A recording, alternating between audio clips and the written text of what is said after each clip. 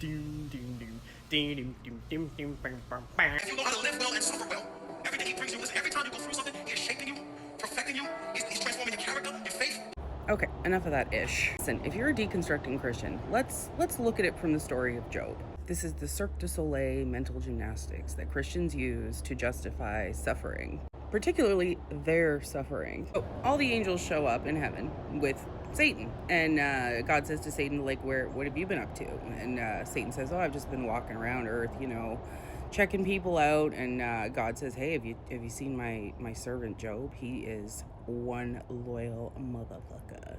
He laughs and goes, he is only loyal to you because you give him shit. And God says no. And Satan says, well, let me at him. Let me show you. He'll denounce you real quick if you just give me a second. God says, sure, go ahead. But there's only one condition. Don't kill him. Satan says, bet. Job is a well-respected, wealthy man. He's got a wife, some kids.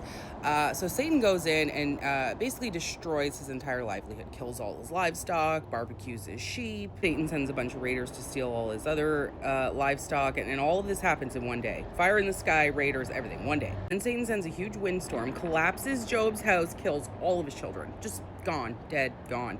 But God said, you can do whatever you want, just don't kill Job, so his kids are dead. That's not enough. Then Satan decides to, inflict Job with illness. He's got rashes and sores all over his body. He starts scratching his skin off with clay, and he's really losing it. His wife is like, you know what, just curse God, be done with it. And she's not saying it because she's mad at God. She's saying it because she's like, you're suffering enough.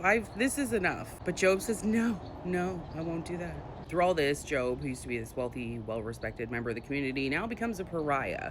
Nobody wants to go near him. This man is cursed. He's lost everything except his life, which God said, keep that. After all this, after Job has been completely destroyed, Satan just disappears, gone from the story.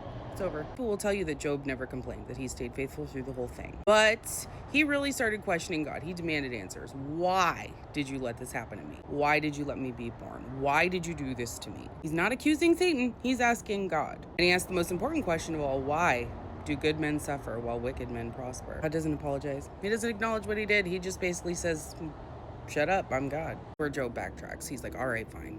I'll stop asking questions. Just because you're here and I can see you and hear you, I'll shut up now. When you comment on a musician's Instagram account why their album was so shitty and they actually respond to you and then you're like, okay, sorry, forget it, never mind. And what does Job get in return for all this?